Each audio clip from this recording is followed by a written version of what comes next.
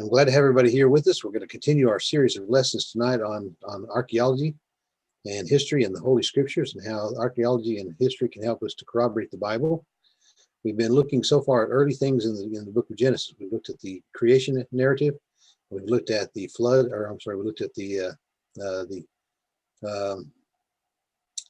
were looking at last week. Anyway, now tonight we're going to look at the flood. I already forgot what we looked at last week. Oh yes, we looked at the various narratives from the early patriarchs. Today we're going to look at some evidence from support for the Great Flood. I've already mentioned that most of the scientific world uses the first 11 chapters of Genesis as pure myth. And we don't view it as myth, we view it as truth, and we view it as historical accuracy. And nowhere is that clearer than in the account of the global flood of the times of Noah. As archaeologists consider Noah, as scientists consider Noah, they all consider it to be nothing more than a myth, and they can show, they think, from various cultures that it's impossible for such a flood to have taken place. They challenge how much water would have been necessary for that to happen.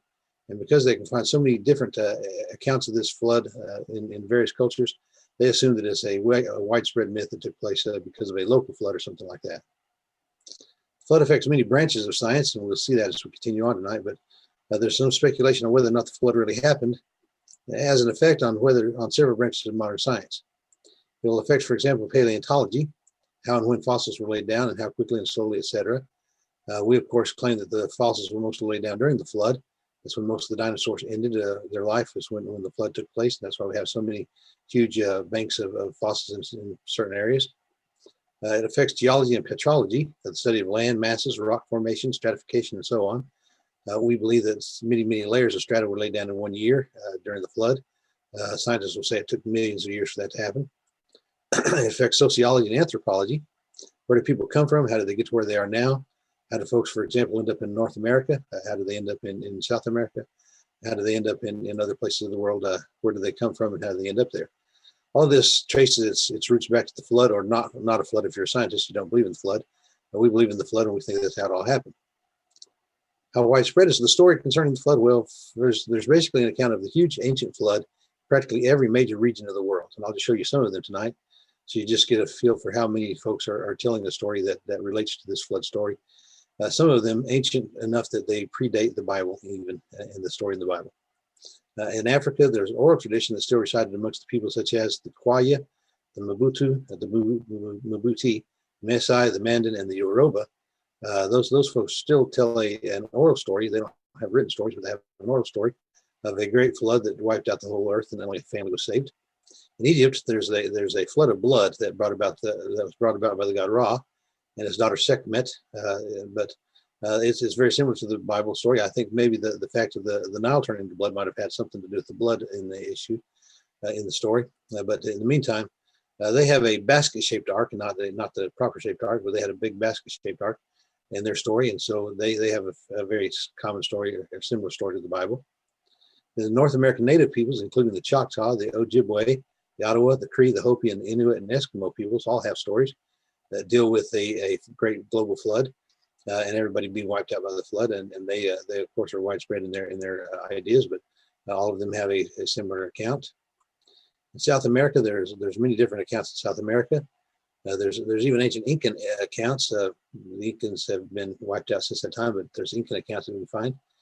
There's Asian accounts, including, and when I say Asia, I'm talking about Asia Minor, including Sumeria, Mesopotamian, Islamic views in the Bible. All of those come from the Middle Eastern part. Tonight we're going to actually consider Mesopotamian again, since that is a very ancient form of writing, the most ancient form of writing there is. Some of the oldest stories that we have come from the Mesopotamian language, the Sumerian language. There's also flood stories in China, in the Philippines, in India, in Thailand, Korea, in the European theater, in Malaysian and Polynesian cultures. All of those have a huge flood story that has to do with the wiping out of the world by God or by gods or something like that. And then of course one family being saved through that flood. All of them have differences, of course, but all of them have many similarities.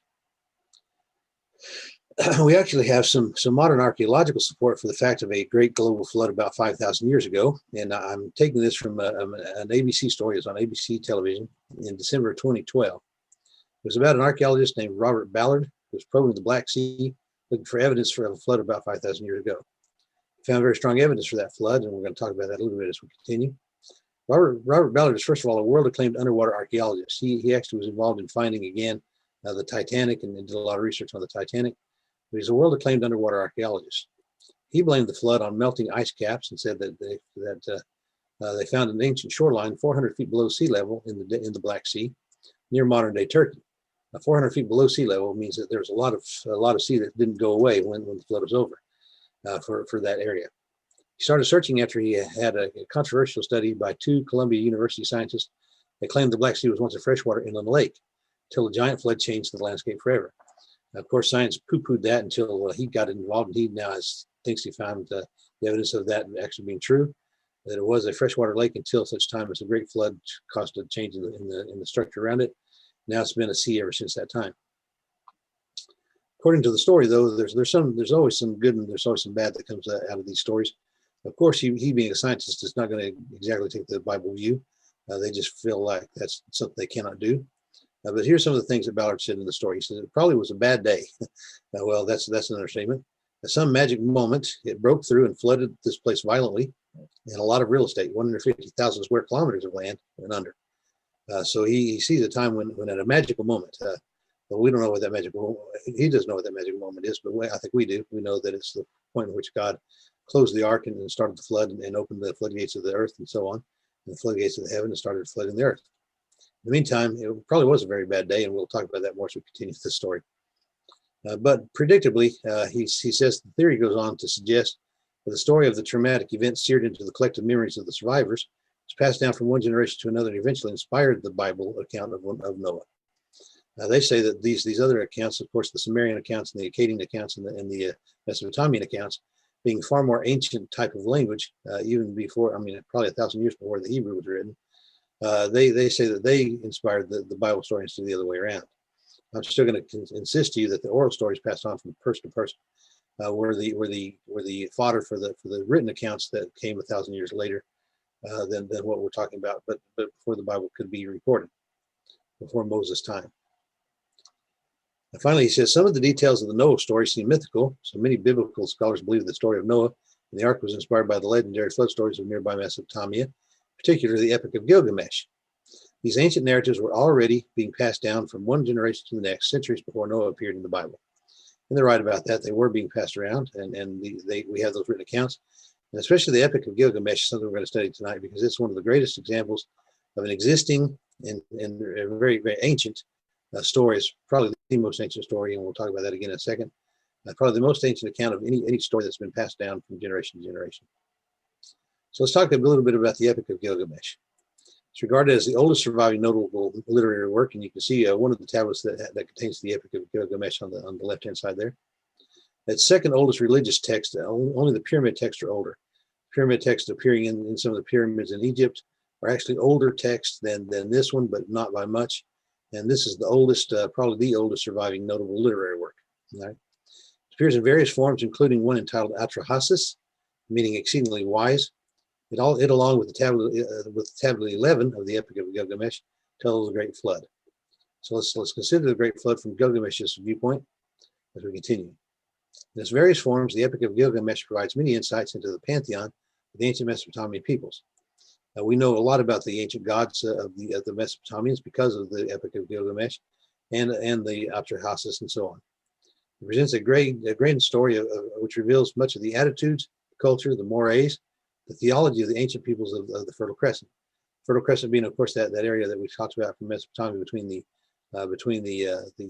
Euphrates and the Tigris rivers, that very fertile land that in the ancient times was fertile. And we call that the Fertile Crescent, and that's where we have so much of this history taking place. So what is the Epic of Gilgamesh? What's it all about? Well, the fullest existing version of the epic is on 12 fragmentary tablets that are found in Nineveh, in the library of Ashurbanipal. Now, we looked last week at Ashurbanipal and we said that he was from the Bible. He is from Ezra, the book of Ezra, and he was known as Osnapper there in the Bible. So this was found in his library in Nineveh. Nineveh is in modern-day Turkey.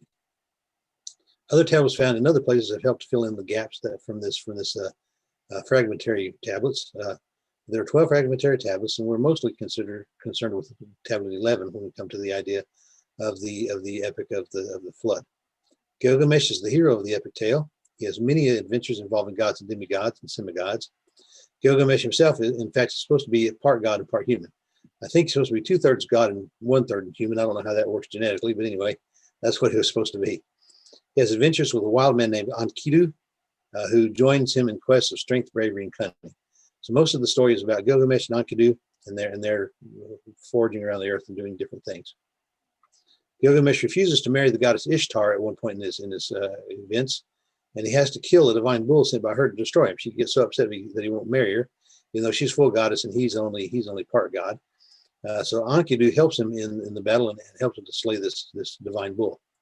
So Enkidu is then put to death for his part in killing the bull by the gods Anu and Ea and Shamash. Now you remember Ea was that great god from last time we were looking at the earlier events concerning the creation events, and Ea was involved there, so he's one of the great gods. And then Anu and Shamash are joining him in this part of this story. Of most interest to Bible study is found in the 11th tablet, which describes Gilgamesh finding Utnapishtim, who is the survivor of the Babylonian flood. The Babylonian flood, of course, is the Great Flood, the flood that ended all other things, but they call it the Babylonian flood, and Utnapishtim is the guy who's the survivor of that, not Noah. Utnapishtim has been granted immortality by the gods after he survived the Great Flood. He then tells that he had once been a great king. So as you look at the story, he was a great king, but he had to go in this great boat to survive the Great Flood. And so he tells that he had once been this great king. The gods Anu, Ninurta, Enlil, Enlil, and Ea ordered a flood to destroy all mankind. And they did that because all mankind had become very wicked and they were full of sin. Ea informed Utnapishtim on the sly. He was not supposed to tell anybody about it, but he decided to tell the hero of the story. He told him to build a great boat, 10 dozen cubits in height, 180 feet tall, and 6 feet and 6 decks, and an acre of floor space. He was told to bring the seed of each living thing, his family and his possessions, into the boat. So basically, it follows some of the ideas of the Noah flood. However, 10 dozen cubits in height is much bigger, much taller than the boat. And actually, his ends up being a cube-shaped boat rather than anything that would actually float or survive the flood. It would have been shaped like a giant cube, and it had 6 different floors rather than 3 like the Bible did. After 7 days of flood, and that's the extent of the flood, after 7 days, when the whole world had been destroyed in 7 days, the boat came to rest in the mountain region, and Utnapishtim released a dove and then a swallow to see if the flood had abated. They returned, and then he sent a raven, which never returned, indicating the land was dry. You can see right away that there are many similarities with the Bible story, and we'll talk about those in depth in just a moment. But after he's released from the boat, Utnapishtim builds an altar to offer sacrifices to the gods. They were starving, so they gathered around for the meal. Ishtar said she would never forgive Enlil for the flood. She blames Enlil alone for the flood rather than Ea and Enlil and so on. So it gets kind of confusing if you don't know enough about the gods of the time, and it gets confusing because these guys are doing such strange things, and they're all consorting against one another, with one another, and so on. So it's a very confusing epic, but it follows this basic plan that shows that it had a lot to do with the Bible events as well. Let's do some comparisons between Gilgamesh and the Bible episodes. Atrahasis and Gilgamesh has numerous comparisons with Scripture. Number one, it starts with a serpent creature, which results in Enkidu losing his place in a special garden, being clothed because of the failure of a woman.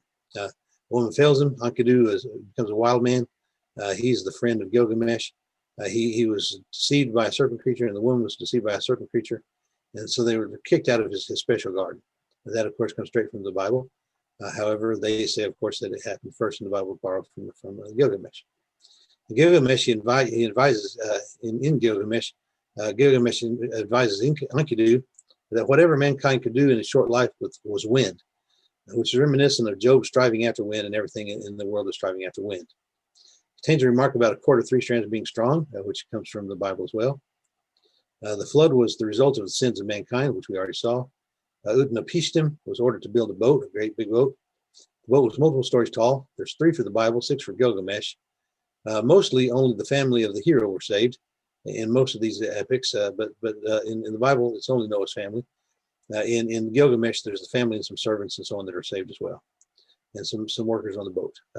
All species of animals were saved in both of these stories. Heavy rain alone caused the flood in Gilgamesh as compared to groundwater being added in the Bible account. So basically, Gilgamesh and the Bible have very, very many similarities, and also the Atrahasis as another form of the Gilgamesh epic. They all have some similarities with the Bible that are very, very profound. The duration of the flood in Gilgamesh was 6 days in the epic, 40 days and 40 nights in the Bible. That's the duration of the flood. Then the flood waters remained on the earth for a very short time in Gilgamesh, but for more than a year in the Bible. The time of the ark was very short, more than a year in the Bible. The birds were sent out in both, including doves and a raven. Then, of course, in Gilgamesh, he also sends out a swallow, I believe. Sacrifices were offered after disembarking from the ark. They came off the ark. They decided to offer sacrifices to the gods. In the particular case of Gilgamesh, he offers it to all the gods. In Noah's account, of course, there's only a single god. He offers the sacrifice to the god. And the heroes were blessed after the flood. There's no mention in Gilgamesh of a rainbow or anything like that. So that's new to the Bible story when the Bible story is told. As with all the other accounts that we looked at so far, the Bible account, in my opinion, in my understanding, is superior. First of all, the dimensions of the boats are plausible in the Bible. They're very implausible in Gilgamesh. You're not going to get a giant cube to float for very long. Even for 7 days, it's going to be turned over and messed around and so on. Whereas the dimensions of the boat in the Bible are very similar to dimensions that are still used for great tankers and so on like that today. The dimensions are very, very similar to those. The duration of the flood and sources of water are more likely in the Bible than Gilgamesh because it took more than just flood waters from the sky to flood the entire earth and kill all mankind. Also took all the flood waters that are stored up in the deeps being released onto the earth at the same time. Seems to me that provides enough water to do everything that's needed to do to cover the highest mountains at that time.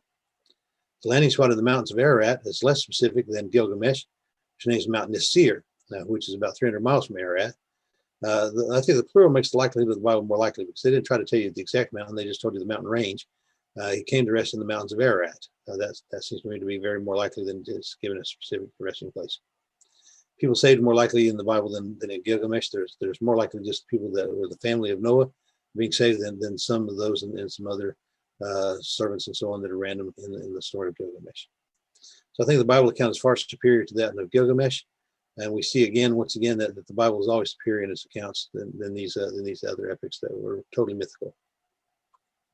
So we're going to end there at this time. For next week, we're going to consider evidence for the Tower of Babel. We're also going to look at the rise of some of the most ancient civilizations in history, see how their records support the Bible accounts. We're going to see that some of those ancient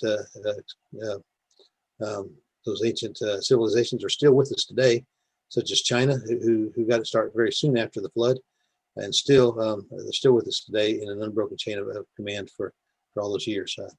So we'll cover that next week. And so I look forward to that. And at this time, I'm going to go ahead and close this class. I'll offer an invitation at this time. If you need the help of the church, if you need us to pray for you or help you in any way, let us know that. If we can baptize you, we want to baptize you if you need to be baptized. Please let us know what your needs are tonight. We'll help you if we can. All those things you can let us know in the chat, or you can send us a note on our website. Anything you can do to let us know, we'll take care of that. Thank you for your time in class, and we'll turn it back over to Lynn at this time.